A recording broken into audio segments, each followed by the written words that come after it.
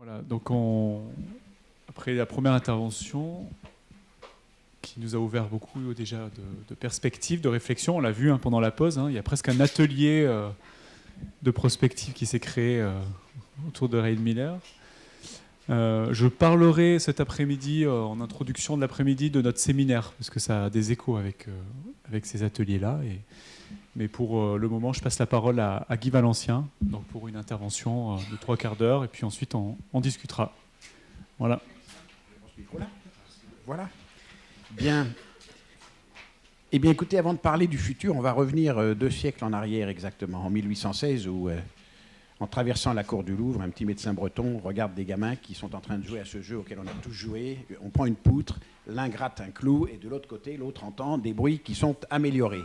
Eh bien, c'était tout simplement, effectivement, René Théophile Hyacinthe Marie Laennec, qui, petit médecin breton monté à l'hôpital Necker à Paris, qui, quelques jours après avoir traversé la cour du Louvre, va se souvenir de cette vision des gamins qui jouaient et va utiliser des feuilles de papier qu'il va rouler pour les interposer entre son oreille et le dos d'une accorte jeune femme qui pensait ne pas bien ausculter de façon immédiate, l'oreille collée contre la peau. Et de ce jour, la médecine est rentrée dans ce que j'appelle la médiamédecine, non pas la médecine médiatisée, mais la médecine médiée, à savoir que les instruments utilisés optimisent le résultat escompté. Et puis quand on regarde en 2 siècles, bien sûr, les technologies ont fait exploser cette médiamédecine à un point inimaginable, à un point tel qu'aujourd'hui, les maladies sont muettes. Donc Foucault doit se retourner dans sa tombe. La naissance de la clinique, non, c'est la mort de la clinique à laquelle nous assistons aujourd'hui. Parce que vous le vouliez ou non, et même si certains de mes confrères hurlent quand je dis ça, il n'empêche que vous n'attendez pas d'avoir une boule pour faire le diagnostic de cancer du sein, c'est la mammographie qui vous la montre. On n'attend pas d'avoir une prostate pierreuse au toucher pour faire le diagnostic de cancer de prostate, c'est le PSA, l'antigène spécifique, qui indique, en tout cas qui alerte. On n'attend pas d'avoir des jambes facellées et des escarres partout pour vous faire un diagnostic, ou d'être aveugle pour vous faire un diagnostic de diabète, c'est le taux de sucre dans le sang qui vous l'indique. Donc les éléments biologiques et d'imagerie deviennent les outils du diagnostic avant que les symptômes ne parlent. Au point que j'ai certains malades à qui j'annonce un cancer de prostate qui me disent « Docteur, êtes-vous sûr que c'est bien moi ? Je ne souffre pas. Vous êtes sûr qu'il n'y a pas une erreur d'étiquetage sur la biopsie ?» Donc on voit bien à quel point on est en train de sortir de cette notion du fatum et de la maladie péché à plus de maladie. On vous découvre les choses avant même que vous sentiez quoi que ce soit. Et on peut dire que les données qui sont les miennes, c'est-à-dire ma capacité d'examination, mes yeux, mes mains, mes oreilles, ne servent quasiment plus à rien.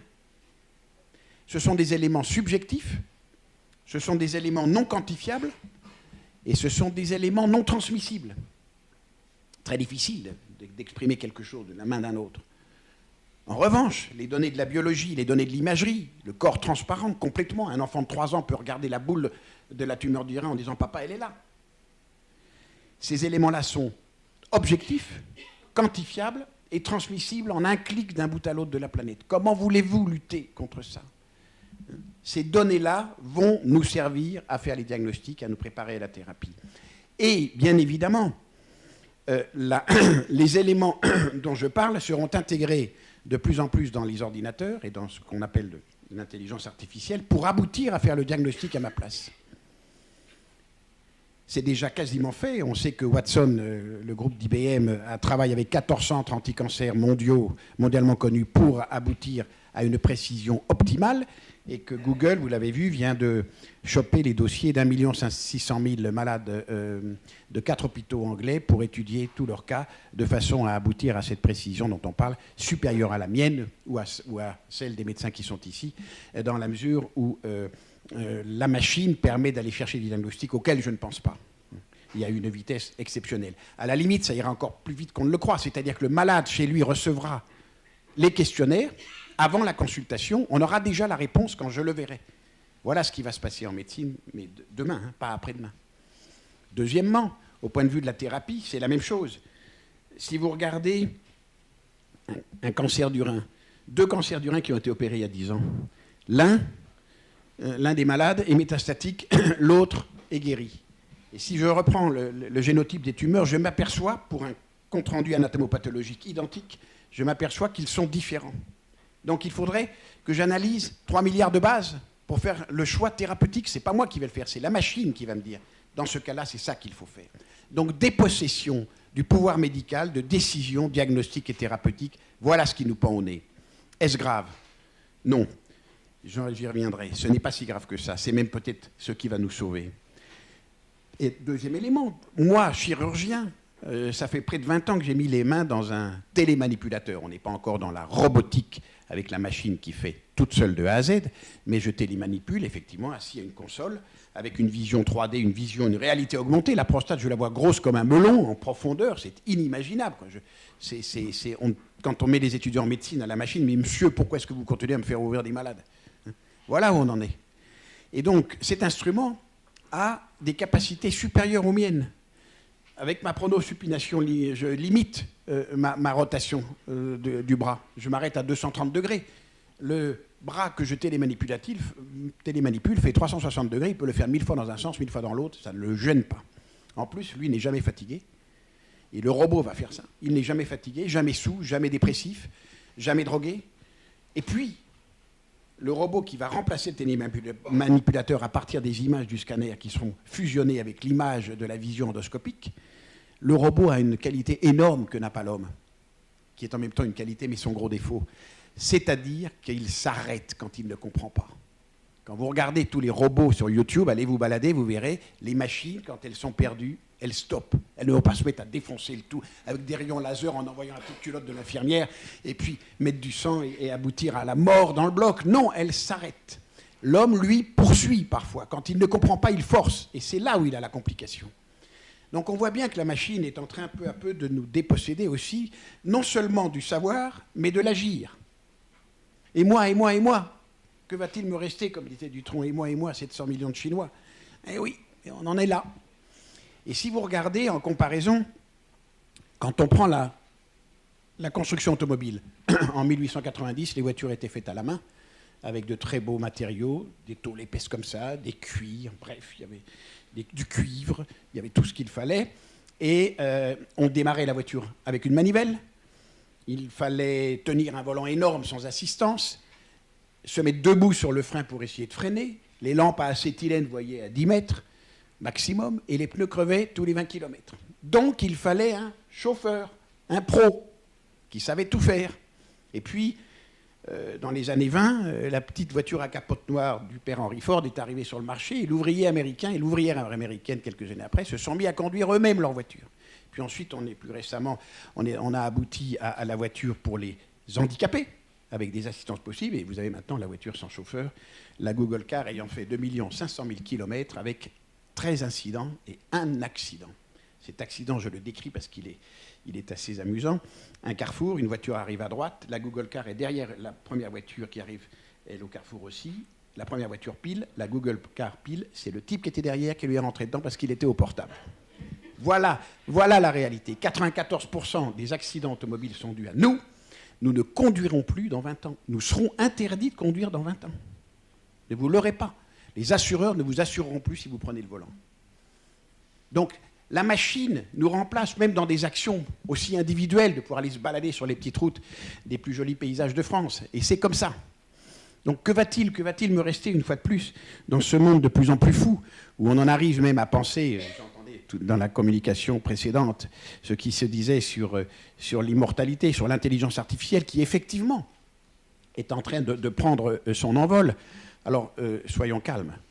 On est sur une intelligence purement conceptuelle, calculatrice, ce qui n'a rien à voir avec l'intelligence humaine. Je suis sidéré de voir l'engouement californien pour la singularité, et on est dans les folies américaines, comme seuls eux peuvent le faire de temps en temps, avec des éléments d'interrogation tout de même, et que nous nous posons ici. Quand Elon Musk dit que nous avons une chance sur plusieurs milliards d'être des êtres réels, et que nous serions sans doute beaucoup plus virtuels, il n'a pas tort.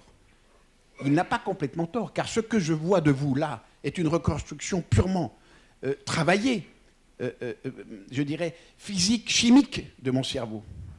Donc je ne sais pas si c'est vraiment ça, et demain si je vois avec des ultraviolets, avec des ultraviolets ou des infrarouges, ou si j'entends avec des infrasons ou des ultrasons, on ne sera plus les mêmes.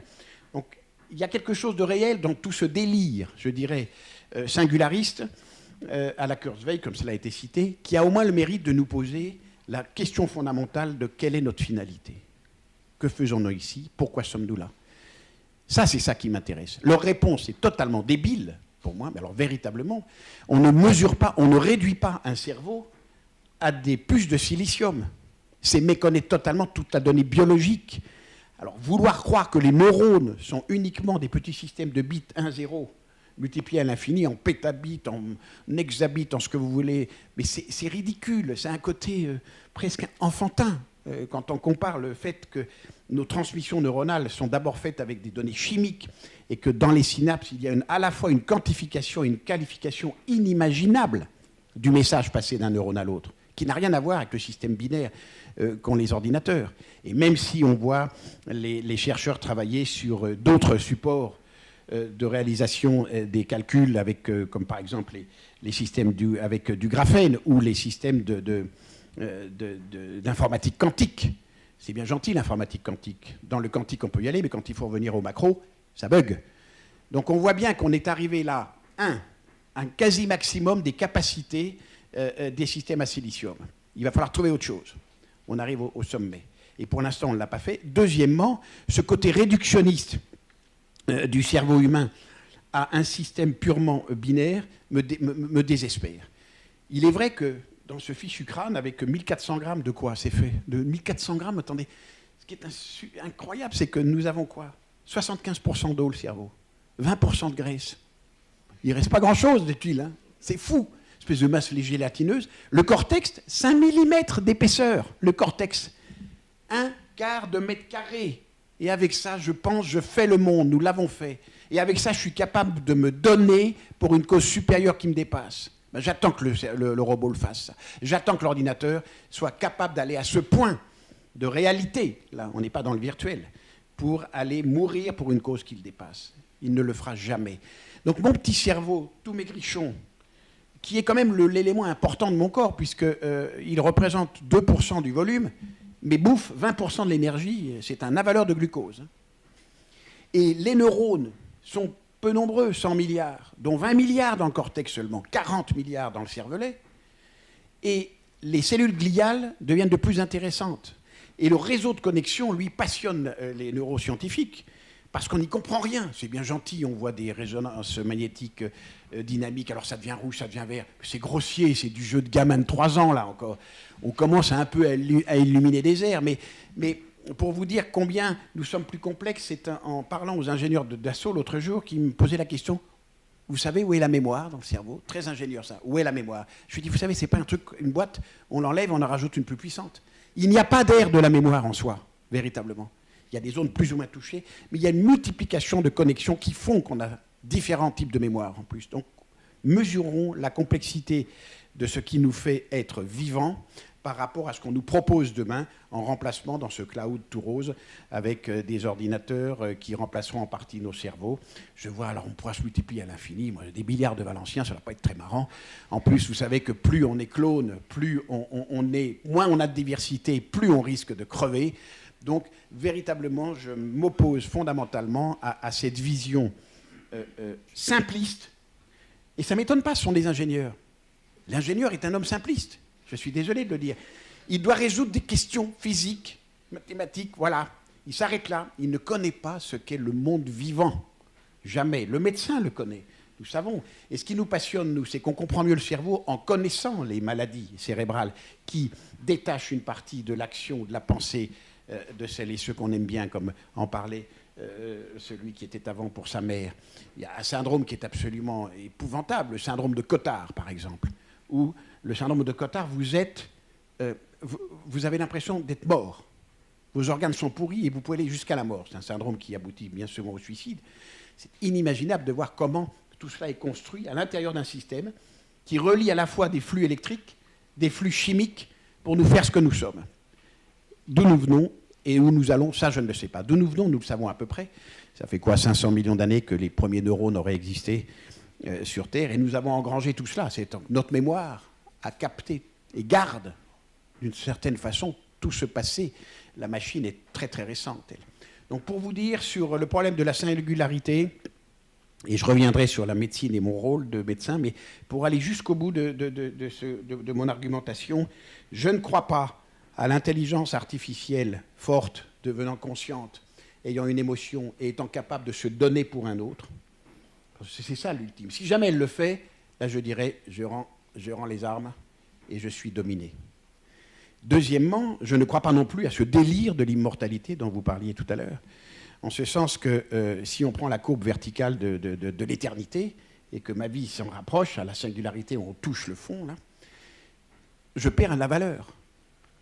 À partir du moment où je me fonds dans quelque chose qui n'est plus comparable, l'éternité, la valeur disparaît, la valeur doit être comparée. Donc en fin de compte, arriver à l'immortalité, c'est perdre le désir. Si j'ai le temps de tout faire, je n'ai plus envie de faire. L'envie vient du fait que le temps est compté. Donc nous sommes fatalement immergés dans le temps. Et que je suis assez d'accord avec ce qui s'était dit, l'immortalité est un doux rêve qui, moi, ne m'intéresse pas. C'est l'ennui immortel. Je sais que je suis mortel, je sais que dès l'âge de 14 ans, une fille et un garçon sont capables à peu près à cet âge-là, dans nos pays où la puberté est à cet âge, sont capables de procréer, et dès ce jour, ils commencent à vieillir, pour ensuite demain mourir et transmettre. Nous sommes dans ce système de transmission permanente. La mort n'est pas une maladie, la souffrance est pénible, mais la mort n'est pas une maladie en soi. Elle est un événement qui permet la transmission à de nouvelles vies qui, elles-mêmes, ensuite vont disparaître. Donc, je ne suis pas inquiet de cela. Et je n'irai pas me battre pour l'immortalité à la Kurzweil. J'en reviens maintenant à mon rôle et à ce qui se passe à partir de ce que je vous ai dit, compte tenu de l'évolution des sciences et des techniques. Quelle sera ma place de médecin dans ce monde de plus en plus technicisé ? Qu'est-ce qui va me rester et suis-je utile demain ? Il faut se poser la question de façon à y répondre avec la plus de lucidité possible. Je pense que finalement, je me détacherai des données techniques et de mon savoir qui créait mon pouvoir classique d'homme capable de faire le diagnostic en fermant les yeux, posant les mains sur le ventre du malade tout en pensant à autre chose, mais pour être sûr que voilà, c'est ça, et j'ai fait le gourou. Il y a des gourous, et on voit bien que la population va de plus en plus voir ces gourous qui ne posent aucun diagnostic, qui tiennent la main et qui, pour 100 €, une demi-heure, vous remettent le sourire. Alors que le médecin, avec sa carte vitale, au bout de 7 minutes, vous n'avez pas le sourire, vous prescrit, et puis vous êtes déçu. Donc, mon rôle demain va être celui du bioconseiller, du coach. Il va être celui qui, au-delà de toutes les formes construites d'organisation du système sanitaire, depuis Bruxelles, en passant par le ministère de la Santé, les ARS, les associations savantes, nous avons des actions normées. On nous dit, on a des bonnes pratiques, on nous dit dans tel cas, dans tel stade de maladie, tel grade, hop, il faut faire telle chose. Donc là, ces éléments-là sont transférables, totalement délégables à des personnels qui ne sont pas médecins, parce qu'ils le feront très bien et qu'il n'y a pas de valeur ajoutée du médecin pour faire cela, alors qu'il y a une valeur ajoutée pour eux. En revanche, quand je suis en consultation, on voit bien que, et toutes celles et ceux qui sont comme moi médecins savent que dans 10 à 20% des cas, vous avez des malades, hommes, femmes ou enfants, qui ne rentrent pas dans ce moule de l'évidence-based médecine reposant sur des populations statistiques, mais eux, c'est eux, et c'est pour leur peau. Et il peut arriver que je sois amené à transgresser, à refuser les règles établies de bonne conduite pour répondre à une demande particulière d'un malade unique dans sa personne. C'est ça mon rôle de médecin demain. Il est donc énorme qualitativement, mais tout petit quantitativement. Qu'on arrête de dire qu'on manque de médecins en France. C'est ridicule, on n'a pas repensé le métier. Alors bien sûr, dans le village, quand le docteur part en retraite, avec sa maison de Montmelière au fond de la rue, et qui ferme les volets, c'est le drame. Et le maire s'affole et on va chercher soit un druide, comme vous avez vu en Bretagne récemment, pour essayer de faire de jokes, soit un roumain, alors qu'on colle nos gamins à 12 en première année parce qu'ils sont pas reçus, les reçus collés. Donc on est dans une débilité totale de l'organisation sanitaire en termes de démographie. Mais j'en reviens à l'essentiel. Mon rôle, c'est celui-là, d'être celui qui prend, celui qui porte la personne malade touchée dans sa souffrance, qui l'entraîne, qui essaye de la récupérer, parfois de la guérir, de la soulager presque toujours, et puis de l'accompagner parfois jusqu'à la mort. C'est mon vrai rôle, c'est ma vraie vocation de médecin. C'est pour ça que je prête le serment d'Hippocrate. C'est pour être en capacité de rompre avec les règles de la société en s'adressant à un être unique. C'est vraiment essentiel, et ça, on n'apprend pas aux gamins à le faire. Et on en reparlera. Or, on voit bien que quant à la consultation, à la fin de la consultation, à propos d'une décision lourde pour un traitement de cancer qui peut être mutilant, et que le malade vous dit « Et si c'était vous, docteur ?» Eh bien là, vous savez que vous avez complètement capté sa confiance et qu'il vous demande que vous pensiez pour vous ce que vous allez lui faire pour lui. Ça veut dire que là, on a vraiment la relation la plus intime entre deux êtres. Celui, c'est plus le savoir. On n'est plus dans le savoir, parce que le malade a le disque dur comme moi, il peut aller lire le Lancet, il peut aller lire le British New England of Medicine, tout ce qu'il veut. Mais il est perdu, parce qu'il a eu beaucoup d'informations dans tous les sens, contradictoires, ne parlons pas des forums, sur cette fichue toile à pseudo que je déteste. Je suis un Twitterman, mais le fait d'utiliser des pseudos m'insupporte. C'est une dénégation de démocratie.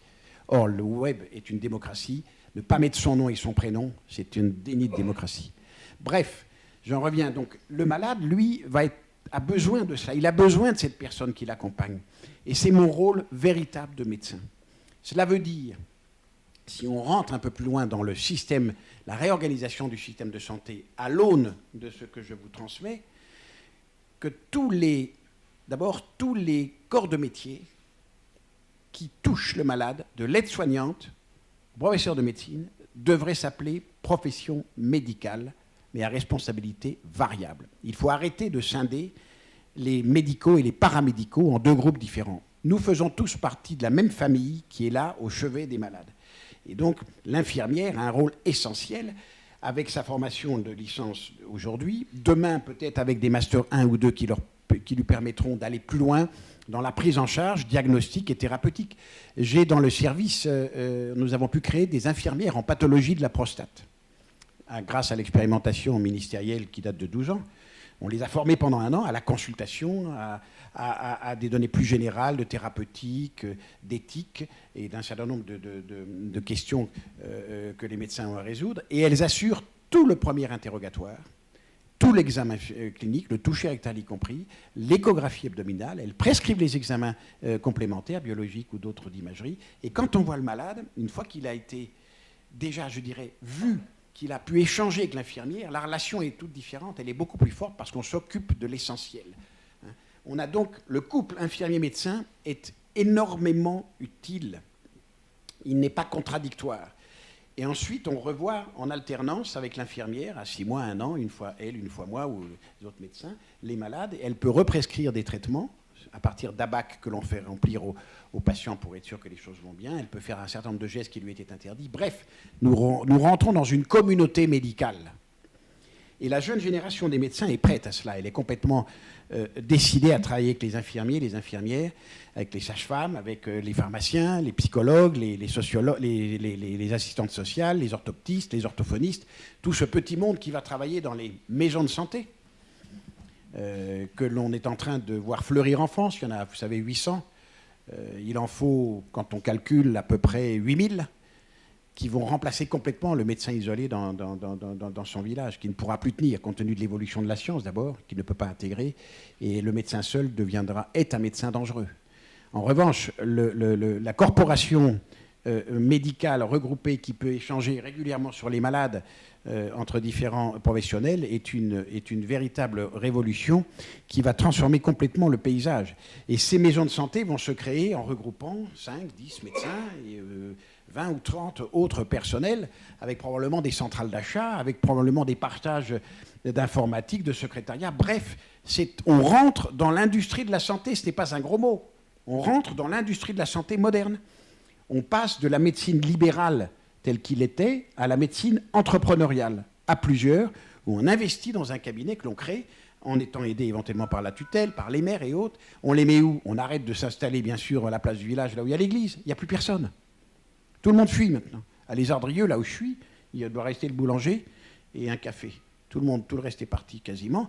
Et tout le monde est le long de la route, la grosse départementale qui va de Paimpol à Tréguier. Et c'est là qu'il faut se mettre, dans ces zones d'industrialisation, de magasins, où les populations sont là, parce que c'est là où elles viennent faire les courses. Et le médecin sera avec les autres professionnels dans ces maisons, regroupant tous les acteurs, reliés, bien sûr, par télémédecine. Je déteste le nom de télémédecine parce que télé, c'est loin. On aurait dû appeler ça de la proxymédecine. Parce que fondamentalement, le fait de se voir, même sur un écran, c'est de la proximité. Je suis désolé. Toutes les familles le font, échangent avec les enfants, que ce soit entre Paris, Hong Kong, Singapour, Rio, New York, tous les jours, et ça ne pose aucun problème. Et quand on s'adresse à la médecine, oh non, il nous faut du présentiel. Quand on est généraliste, on connaît sa population, les 1500 ou 2000 personnes que l'on a, on les connaît de A à Z, on les connaît médicalement, on connaît même tous leurs secrets personnels, on sait où ils habitent, quel est leur métier, leur environnement, et donc on devient le médecin global. C'est ça le médecin généraliste, qui s'intéresse à la globalité du patient dans tout son environnement culturel, socio-professionnel et familial. Donc on n'a pas besoin d'être toujours en présentiel, il peut y avoir des relations faites ne serait-ce que par email ou par Internet, avec en plus l'évolution accélérée des éléments diagnostiques. Vous avez avec ce système-là déjà l'otoscope qui se branche, un petit cône, vous le mettez dans l'oreille, on vous dit, et il vous répond le diagnostic. Il vous dit otite aiguë inflammatoire, ou il vous dit corps étranger, machin, il vous dit exactement. Vous avez le dermatoscope, même chose, petit système que vous branchez sur votre iPhone, la machine regarde à 2 mm de profondeur, ce que mon œil ne fait pas. Et avec sa qualité de pixelisation, elle fait mieux le diagnostic des maladies de peau que moi. L'échographie. Demain, je pourrais le balader sur mon corps et je me regarderai le nombril. Alors, les hypochondriaques vont en abuser comme des malades. Enfin, ils le sont déjà, hypochondriaques, donc ce n'est pas un problème. Hein, et les autres font attention, je suppose, à ne pas trop utiliser les ultrasons. Mais vous voyez combien la puissance de ce qu'il y a là-dedans est en train, là encore, de me déposséder tout en me rendant service. Parce que ça va encore me libérer pour être à la consultation lente, à l'écoute. Ce qui va rester du médecin, dans ce que je vous dis de cette relation interpersonnelle extrêmement étroite, c'est l'interrogatoire. Si l'examen clinique fait de moins en moins le diagnostic, mais l'interrogatoire, lui, reste essentiel. Il arrive, elle arrive, et on ouvre les bras et on l'écoute. On la laisse raconter ses histoires, avec parfois des divagations vers d'autres domaines qui sont aussi utiles à entendre, pour regrouper le tout et arriver à permettre un diagnostic le plus rapide possible avec le moins d'éléments complémentaires possibles. Donc la consultation lente est l'élément majeur de la médecine de demain, ce qu'on ne fait pas aujourd'hui, de façon à être vraiment à l'écoute de la personne. Si je continue, à partir de ces maisons de santé, qui ne seront pas situées dans les petits villages. Pourquoi ? Parce que les étudiants en médecine, aujourd'hui, que ce soit des filles ou des garçons, vont se marier avec des conjoints ou des compagnons ou des compagnes de même niveau culturel. Avant, vous aviez pas mal de médecins dont les femmes n'avaient pas fait beaucoup d'études et elles servaient à tenir le téléphone, à laver le bureau, à répondre gentiment aux patients, à ouvrir la porte. C'est fini, ça.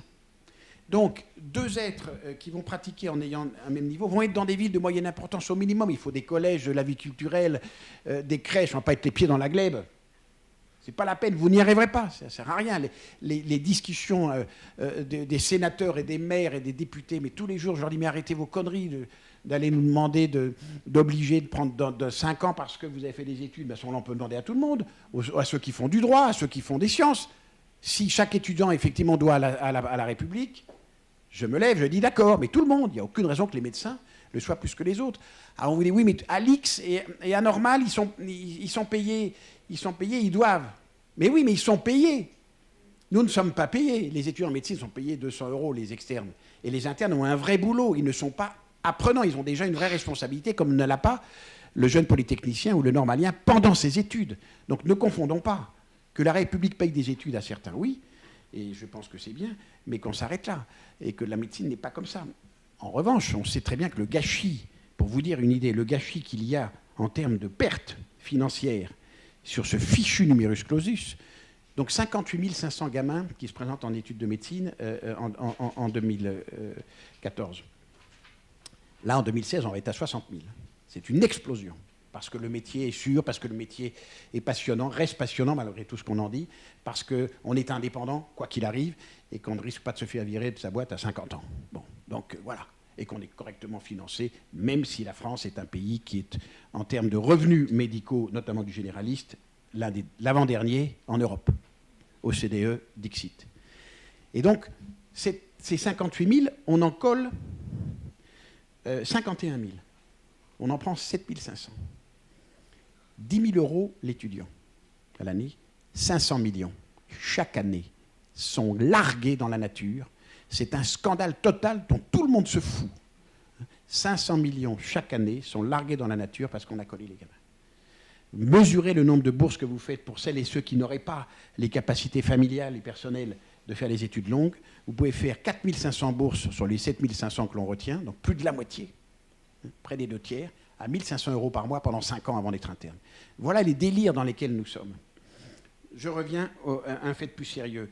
Donc, à partir de ces maisons de santé, on va créer des pseudopodes où les médecins, les infirmiers et les autres professionnels iront certains jours. Se nourrir est vital. Il n'y a pas un marché tous les jours à Cajar. Et personne ne gueule. Bon. Ben, quand il n'y a pas le médecin dans le village, c'est le drame. Et le maire n'est pas réélu.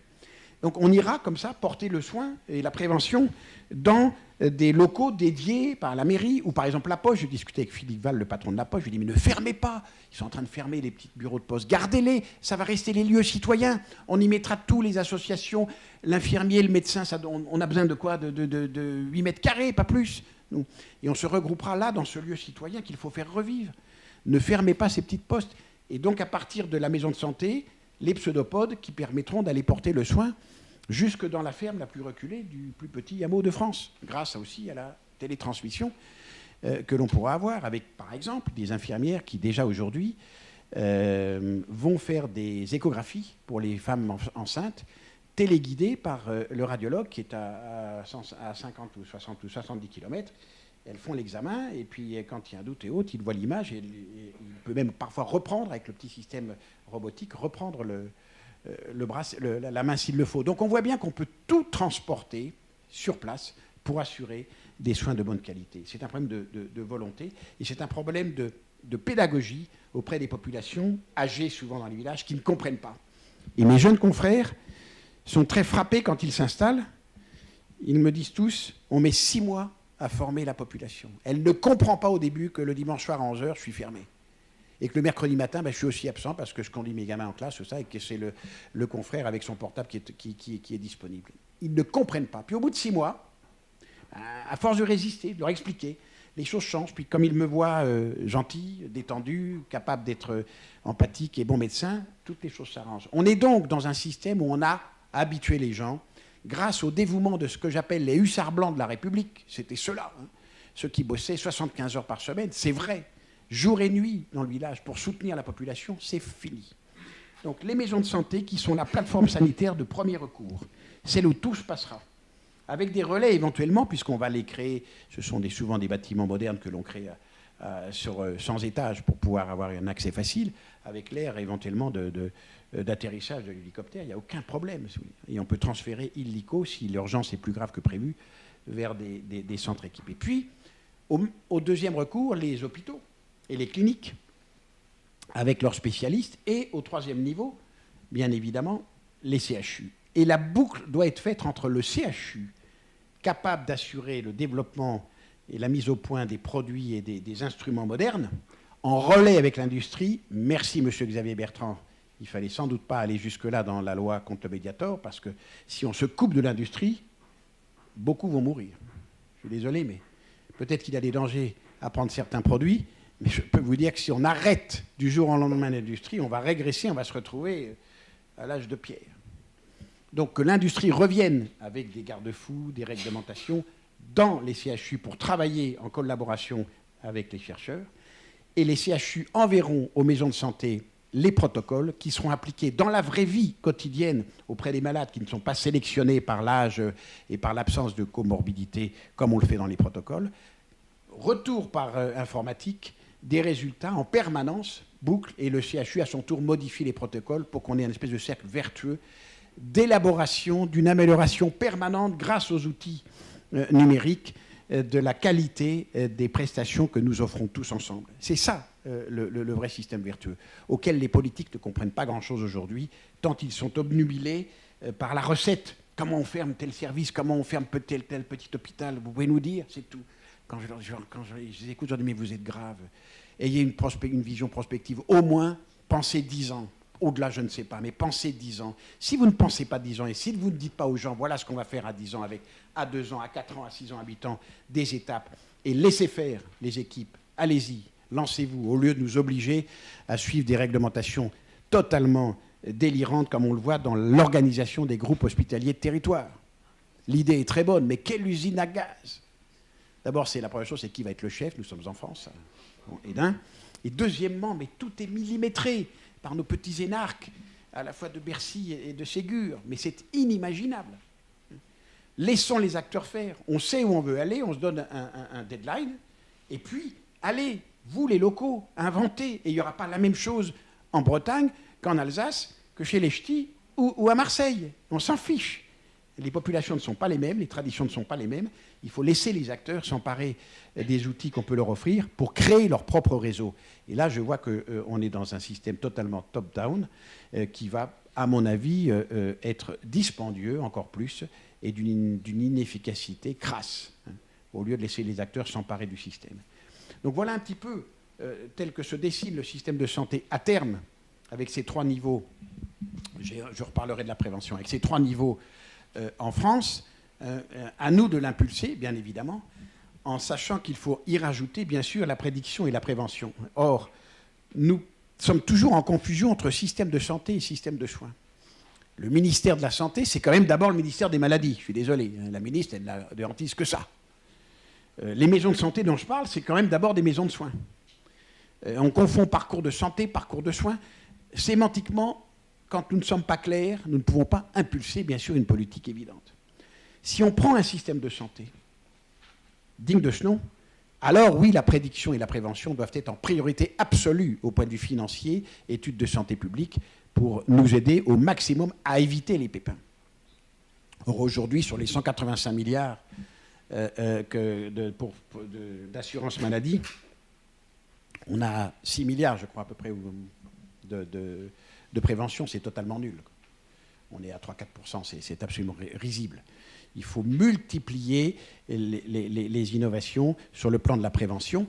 Et l'hôpital, dans un système de santé, l'hôpital devient l'erreur. Il est l'échec. C'est le lieu où on est allé parce qu'on n'a pas pu s'arrêter avant. Parce qu'on n'a pas su prévenir ou traiter à temps dans les maisons de santé. Et alors que là, nous vivons sur un système dont la moitié de l'argent est dévolu à l'hôpital. Nous sommes dans un système hospitalo-centré incroyablement dispendieux et sous-productif. Il y a des équipes qui travaillent beaucoup. Il y a des PH, des praticiens hospitaliers qui s'arrachent. Mais d'autres, j'ai fait énormément pour des raisons de rapports ministériels, de visites dans certains hôpitaux. Je connais une petite sous-préfecture du centre de la France où il y a un bon fromage. Quand on y va, le vendredi matin, on regarde le bloc opératoire, ablation d'une vis de cheville, ça dure 5 minutes sous local, et un panari. Il y a 3 chirurgiens.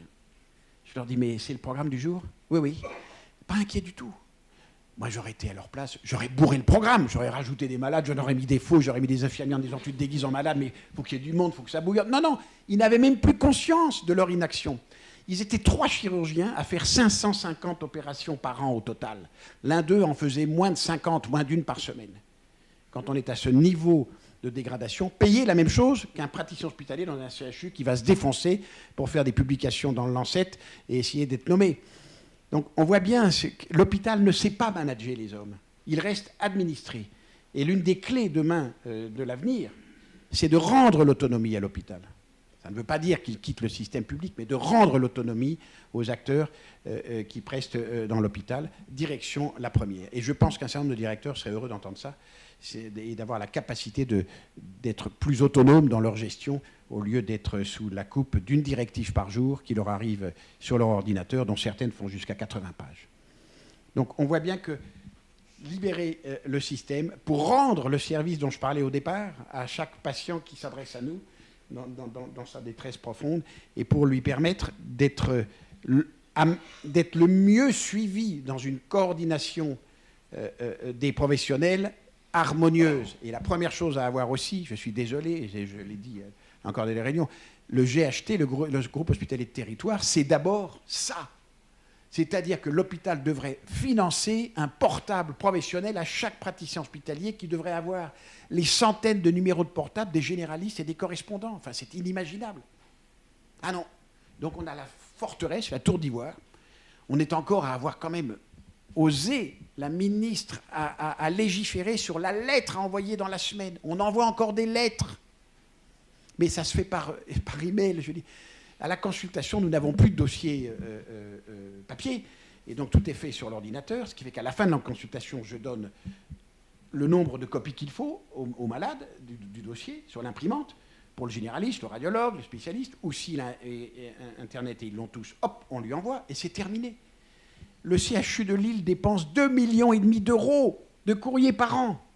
Et je voyais dans une émission à France 2, il n'y a pas longtemps, sur l'hôpital, un peu larmoyante, une gentille confrère qui était là, qui voyait la malade, elle écrivait au bic le nom, le prénom sur un beau cahier, elle l'écoutait, puis ensuite elle prenait son dictaphone, alors madame un-tel, et c'est une secrétaire qui allait se taper le truc de... Enfin, on est complètement fou, quoi. C'est 1750. Que l'hôpital n'ait pas fait sa révolution dans la communication, alors qu'au quotidien, tout le monde l'a fait, et que les plus anciens, les plus âgés, sont les premiers à pianoter sur leur ordinateur pour regarder leurs circuits neuronaux, et tant mieux. Et voilà, non, on est dans un monde encore extrêmement figé, d'une administration qui n'a pas compris que nous n'étions plus en 1950 à Charleville-Mézières. Donc vous voyez bien combien il est difficile pour cela d'essayer d'optimiser les ressources quand on a affaire à ces traditions qui perdurent. Et puis les gens voient ça comme ça. Le médecin se dit, oui, mais je suis important, je dicte.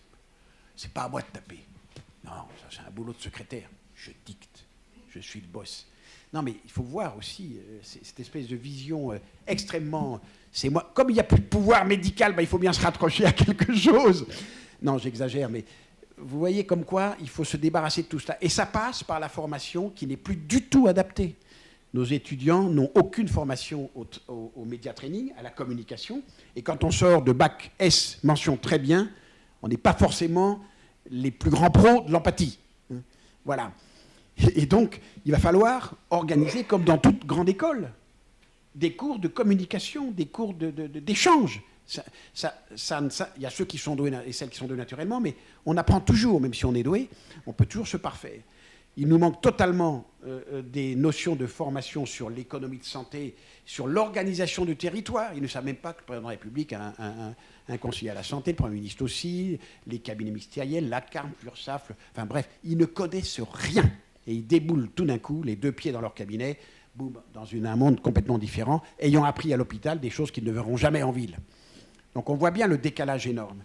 La simulation va nous aider, et heureusement les CHU là s'en équipent, ces systèmes qui permettent soit de créer des scénarios complexes, ou parfois simples, mais répétitifs, qui permettent de s'entraîner véritablement, jusqu'en chirurgie. Et on pense, je suis convaincu, et je l'ai dit au doyen, qu'on devrait arriver véritablement à pouvoir faire 8 ans d'études, et basta. On n'est pas obligé de se taper 10, 12 ans, voire 14 ans. Ce n'est pas vrai. C'est parce qu'on traîne, parce qu'on lambine, parce qu'on a des facultés qui sont beaucoup trop grosses, avec pas assez d'enseignants pour le nombre d'enseignants. Vous me dites, hein, moi j'arrête, c'est dans les temps ? Très bien. Et donc on voit bien que, là encore, on n'est vraiment pas fait, on n'est pas adapté à la formation de demain avec les outils de la modernité, et c'est très dommage. Et la sélection des étudiants n'est pas faite sur des bons critères. Il faut un oral, je suis désolé, dans un métier de communication. Et un oral peut être un moyen de récupérer des gamins qui n'auraient pas réussi à l'écrit, mais les étudiants en médecine sont plus clones que leur père et ne veulent pas de ça en disant « Monsieur, on va revenir au système des mandarins. Oh, » voilà, ou le fils d'eux, ou la fille d'eux. C'est ridicule, on peut voir si dans le jury il y a le papa, on le dégage. Donc, en gros, on ne forme pas bien, on ne répartit pas bien sur le territoire, on n'optimise pas les métiers de chacun, et j'en finis juste sur le plan de l'assurance. Il Il faut bien voir ce qui va se passer. Aujourd'hui, on est sur je cotise selon mes moyens, je reçois selon mes besoins. Ce système va durer sans doute pour le lourd et l'État va de plus en plus s'en charger. Le paritarisme est mort. C'est la ministre qui dicte au directeur de la CNAM son rôle. Donc c'est fini. Que l'État le fasse, c'est son rôle. Pour le reste, ce seront les assureurs avec le risque, et ce n'est pas le risque, une certitude, c'est qu'ils vont aller au bonus et au malus. Parce qu'avant, ils ne nous connaissaient pas, juste l'âge, le sexe, le lieu d'habitation, une ou deux copathologies, le métier et basta. Aujourd'hui, uniquement par les clics que vous faites, ils en savent énormément sur vous. Et donc, ils vont jouer de chacun et il n'y aura pas une assurance pareille. Enfin, et j'en finis, on va voir probablement éclore les communautés de patients planétaires qui vont se regrouper pour s'occuper de leur maladie. Vous prenez les 300 millions de diabétiques qu'il y a dans le monde où on détecte du diabète, c'est-à-dire moins de la moitié des 7,5 milliards d'hommes. Ces 300 millions, vous leur demandez de diabétiques 1 euro par mois, 12 euros par an. Vous levez 3,5 milliards d'euros par an, le budget intégral du CNRS pour votre maladie. Et vous créez les meilleurs chercheurs, les meilleurs centres, vous allez attirer les meilleurs chercheurs, centres de recherche et centres de soins. L'hypertension, 1 milliard d'individus hypertendus, vous levez 10 milliards par an pour votre maladie. C'est ce que j'appelle la charité égoïste. On est en train de s'orienter vers une diversification où je vais m'occuper de moi. C'est le Téléthon, un petit peu, mais le Téléthon, on a la chance de montrer des gamins qui sont tout tordus. Alors ça fait pleurer et on paye quand même. Parce qu'on ne vous montrera jamais des vieillards incontinents, mais toujours des petits gamins tordus. Et c'est quand même ça, c'est l'idée que des communautés se regroupent pour s'assurer de leurs soins. C'est donc une rupture de la solidarité telle qu'on la connaît aujourd'hui, qui est une vraie question sur laquelle nous devrons travailler. Et pour finir, vraiment pour conclure en un mot, je crois que, comme il a été dit ce matin, nous ne ferons pas l'impasse avec tout ce que je vous ai raconté, notamment sur la question de notre finalité. Jusqu'où irons-nous dans le transhumanisme? Jusqu'où irons-nous? Nous avons connu la bombe. Nous avons connu Hiroshima. Je vous rappelle ce que disait Oppenheimer quand Gadget, quand même c'est drôle, c'était la première bombe atomique, s'appelait Gadget. Celle qui était lancée dans le désert du New Mexico, dans le cadre du projet Manhattan, 3 semaines avant Hiroshima. Et là, le nuage s'élève et Oppenheimer cite la Bhagavad Gita, Vishnu qui dit au prince Arjuna, qui va se rentrer dans la bataille et qui sait que des membres de sa famille vont mourir, « Je suis le destructeur des mondes, je suis le semeur de mort ». Et 10 ans après, Russell et Einstein vont publier leur manifeste antinucléaire. 13 ans plus tard, en 1968, a lieu et créé le premier traité de non-prolifération. Donc on voit bien que sur ces domaines-là, nous serons toujours tentés, l'homme est tenté d'aller trop loin. C'est notre vocation. Quand Sapiens a traversé la mer pour aller en Australie il y a 60 000 ans, il ne voyait rien au-delà de l'horizon. Il ne savait pas ce qu'il y avait. Et c'est ça notre force d'homme. C'est d'aller au-delà de ce que nous sommes sans le savoir. Et puis on se bute à la réalité, mais on la touche. Et donc on a foutu 2 pruneaux qui ont tué 250 000 personnes. Pendant ce temps-là, l'énergie atomique a sauvé des millions d'hommes grâce aux radiothérapies, grâce aujourd'hui au PET scan, grâce au cyberknife. Donc toujours le rapport entre bénéfices et risques. Mais on va aller brûler, on va aller créer le monstre. On va créer l'horreur avec CRISPR, Cas9. On va le créer. On a déjà de l'ADN artificiel qui est prêt à être injecté. On va créer l'horreur. Et quand on s'en sera aperçu, l'éthique reviendra. L'éthique n'étant que le miroir de maturité d'une société. Elle ne peut pas être en amont. La science est froide, elle avance. Quand elle est chaude, c'est qu'elle est c'est qu'elle est à la botte d'un totalitarisme politique. Mais sinon, elle est froide. Donc il va temps maintenant, je pense, nous avons déjà assez avancé, nous savons où sont les risques pour peut-être nous poser ces questions et réunir le monde entier. Il faudra peut-être une COP sur les thèmes que nous défendons en santé. J'en suis convaincu, de façon à réunir les États et à réfléchir, non pas à interdire, surtout pas de précaution, mais à border et à accompagner la recherche dans son humanité et dans le fait qu'on sache dans quel but on veut la voir évoluer pour le bien de l'humanité. Amen.